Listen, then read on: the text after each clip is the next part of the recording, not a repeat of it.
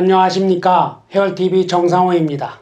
서울의 정묘는 아시는 것처럼 조선 왕조의 국왕들과 왕후들이 신주를 모신 사당입니다. 그런데 그곳에 공민왕의 사당이 있습니다. 조선 왕조의 핵심 시설에 고려 국왕이 자리하고 있는 것이죠. 원래 오늘 정묘에 가서 공민왕 사당을 찾아보려 했었습니다. 현장에서 공민왕의 사랑과 개혁을 생각해보고 싶어서였죠. 그러나 사회적 거리두기에 동참하기 위해서 조금 다른 방향을 택했습니다. 이해해 주시기 바랍니다. 에이 알려좀 주쇼. 역사 알려좀 주쇼. 해올 종묘에 공민왕 사당이 있는 것이 좀 의외인데 특별한 이유가 있나요? 태조 이성계 가명에서 지었다고 합니다. 젊은 이성계를 중앙무대로 등용시킨 사람이 공민왕이니까 그 은공으로 공민왕 사당을 지었다고 하지요. 그런데 해월이 보기에 정치적 의도가 있었던 것 같습니다. 조선 건국 세력은 공민왕의 뒤를 이은 우왕과 창왕을 공민왕이 자식이 아니라며 왕통을 인정하지 않았잖아요. 이 논리로 보면 사실상 고려의 마지막 국왕인 공민왕을 종묘에 모심으로 해서 고려를 잇는 조선의 정당성을 나타내려 한 것이었겠죠. 그럼 공민왕 사당은 다른 곳에는 없나요? 서울은 마포구 창전동 지하철 6호선 광흥창역 근처에 또 하나가 있고요. 경북 봉화에 하나, 종묘까지 하면 전국에 모두 3곳이 있죠. 그런데 봉화와 마포의 사당은 정치적 고려 없이 백성들이 자발적으로 지은 것입니다. 봉화는 공민왕이 홍건적이 침입 때 안동으로 피신했었는데 그 주민들이 사당을 세운 것이죠. 서울 마포구의 사당은 전설이 하나 있습니다. 아, 전설도 있어요? 당시 마포나루는 한양으로 곡식을 실어 나르는 물류의 집결지였습니다. 그러니까 곡식을 보관하는 곡식 창고가 있었을 거 아니겠습니까? 어느 날 창고지기 꿈에 공민왕이 나타나서 자신의 사당을 지어달라고 말했다고 합니다. 그래서 그 자리에 사당을 지은 것이죠. 그런데 그때는 조선초니까 대놓고 공민왕 사당이라고 말할 수는 없잖아요. 처음에는 마포나루를 드나드는 뱃사람들을 지켜주는 선착장의 수호신으로 삼았다고 합니다. 아, 그런 전설이 있는 걸 보면 백성들이 공민왕을 꽤나 친밀하게 생각했었던 것 같은데 간단하게 공민왕을 설명한다면 어떻게 말할 수 있을까요? 우리가 공민왕을 생각할 땐 크게 3가지를 생각하는 것 같습니다. 하나는 몽골의 부다시리 공주, 제국대장 공주죠. 와의 로맨스고요. 두 번째는 반원 정책을 통한 고려의 자주성 회복. 끝으로 공민왕의 비극적인 삶이죠. 공민왕의 비극은 그 자체가 고려의 멸망을 상징합니다. 또 공민왕의 삶은 우리에게 많은 생각을 하게 합니다. 비록 자신이 꿈꿨던 개혁은 이루지 못했지만 나름 치열하게 산 사람이거든요. 뭐랄까요? 행동하려고 노력했던 햄릿이라고나 할까요? 그런 이미지입니다. 아, 공민왕을 노국공주와 떼어놓고 생각하기는 어려울 것 같은데요. 둘의 로맨스가 어느 정도였나요? 결혼할 때 미래의 공민왕 왕전은 20살이었고 노국공주의 나이는 기록이 없습니다. 노국공주는 쿠빌라이 칸의 5대 손이고 공민왕은 충수왕의 둘째 아들로 우리 역사상 최악의 군주라 할 수 있는 충해왕의 동생이죠. 그때 공민왕은 왕위 경쟁에서 2번 탈락한 상황이었습니다. 첫 번째는 형 충해왕이 유배길에서 죽었을 때고 두 번째는 조카 충목왕이 12살의 어린 나이로 죽어서 후사가 없을 때였습니다. 그러나 2번 다 조카들이 왕위에 오릅니다. 그때 공민왕은 자신이 왕이 되려면 몽골 공주와 결혼해야 되겠구나 생각을 했겠죠. 또 노국공주의 집안도 쿠빌라이 칸의 후손 중에서 그리 잘 나가는 편이 아니었습니다. 한 번도 황제를 배출하지 못했었거든요. 그러니까 서로 정략 결혼인 셈이었죠. 그러나 둘의 결혼이 현실적 계산에서 출발했지만 뜨거운 사랑으로 변합니다. 또 2년 후에는 조카 충정왕이 폐위되어 삼수 끝에 왕으로 즉위하지요. 그렇다면 아주 행복한 출발인데 둘의 사랑이 왜 비극으로 끝난 거죠? 자식이 없었죠. 물론 금슬은 너무나 좋았습니다.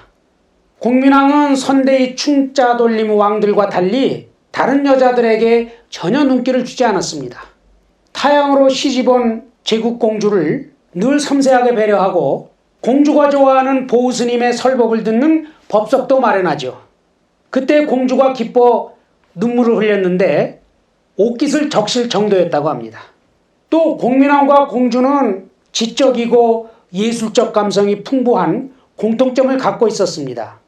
거기다 공주는 성격이 활달하고 담대해 공민왕에게 승마를 가르쳐주고 공민왕의 측근인 김영이 일으킨 흥왕사의 반란에서 자기 몸을 던져 공민왕을 구하기도 합니다. 한마디로 환상의 조합인데 후사가 없잖아요. 그렇게 10년이 지나다 신하들이 참지 못하고 후궁을 드릴 것을 주청합니다. 물론 공민왕이 반대하는데 공주가 권해 이재현의 딸을 해비로 책봉합니다. 그러다가 드디어 공주가 결혼 15년 만에 아이를 가집니다. 그러나 불행하게도 30대 중반의 나이에 첫 출산을 하다가 죽고 맙니다.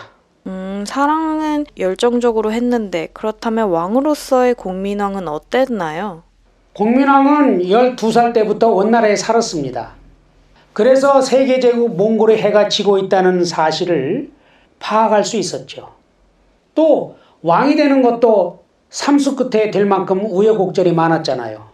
그러니까 즉위하자마자 반원 정책을 펼칩니다.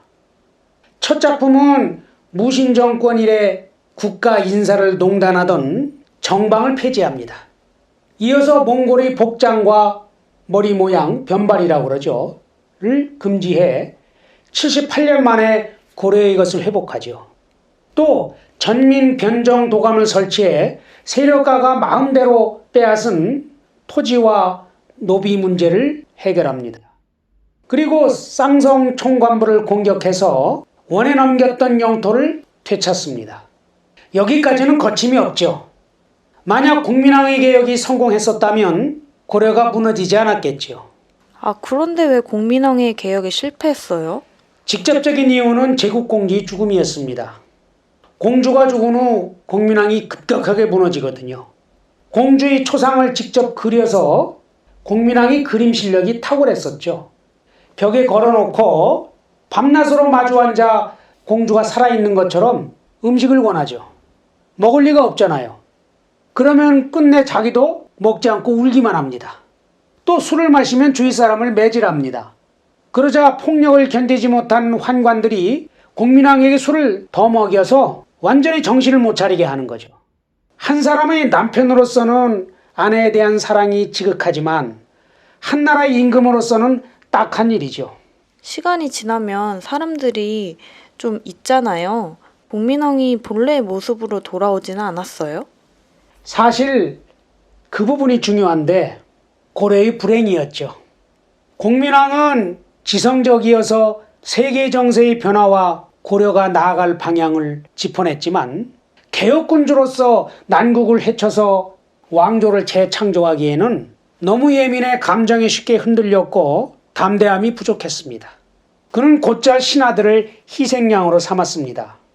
개성까지 함락한 홍건적을 물리친 정세훈 장군과 쌍성 총관부를 회복한 인당 장군 같은 명장들이 전쟁 후에는 모두 죽임을 당했거든요.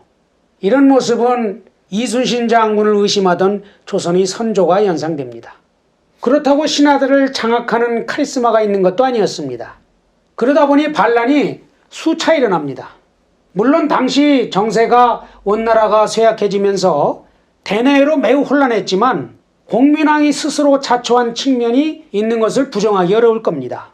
공민왕의 개혁에 실패한 이유가 그것뿐이라면 좀 아쉽네요. 본인이 고칠 수도 있었을 텐데요. 결정적인 이유는 시간이 갈수록 공민왕의 정신이 파탄난 것입니다. 공민왕은 43살 때 자제위를 설치합니다. 명목은 왕의 경호를 담당하는 것이었는데 실제는 동성애를 위한 것이었죠. 미소년을 여기에 소속시켜 여러 가지 변태적인 행각을 벌입니다. 또 아들을 얻으려고 자제의 소년들에게 자신의 후궁들과 동침하게 합니다. 아들을 낳으면 후계자로 삼으려 한 것이죠. 해비 씨는 차라리 목을 매 죽겠다고 저항해서 위기를 면했는데 공주가 죽은 후 입궁한 익비 한씨는 공민왕이 칼로 내리치려 하자 겁에 질려 시키는 대로 하지요. 그러던 어느 날 내시 최만생이 공민왕에게 은밀히 보고합니다. 익비가 임신 5개월이라 합니다. 공민왕이 기뻐하다가 묻죠. 그런데 누구와 잤다더냐? 내시가 답합니다. 홍윤이라 하옵니다. 옛날에 잔혹했지만 신중했던 공민왕이었다면 대화가 여기서 멈추었을 겁니다. 그러나 공민왕은 자신의 기밀을 누설하죠. 내일 술에 취한 척하면서 홍윤을 죽일 것이다. 너도 이 일을 알았으니 죽게 될 것이다. 죽음의 공포에 휩싸인 최만생이 어떻게 했을까요? 홍련무리와 공모해서 그날 밤 침전으로 들어가서 술에 취해 잠자고 있는 공민왕을 칼로 내리칩니다. 얼마나 힘껏 쳤는지 뇌수가 벽까지 튀어 붙었다고 하는데 공민왕의 나이 45살이었습니다.